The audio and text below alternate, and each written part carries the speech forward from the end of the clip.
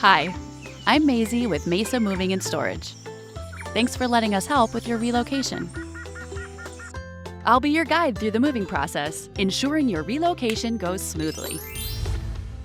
There are 3 phases of relocation: packing, loading,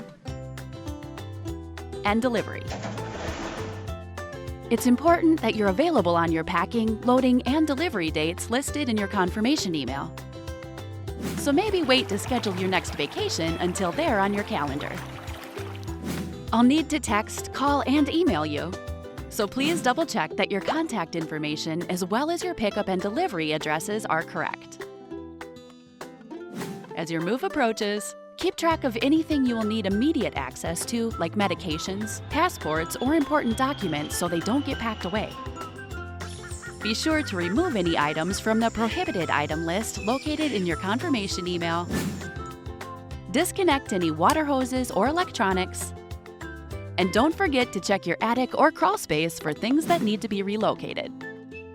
If you have items that you're not relocating, we encourage you to donate them to local charities.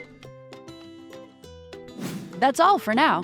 I'll reach out before each service day to let you know what time to expect the crew.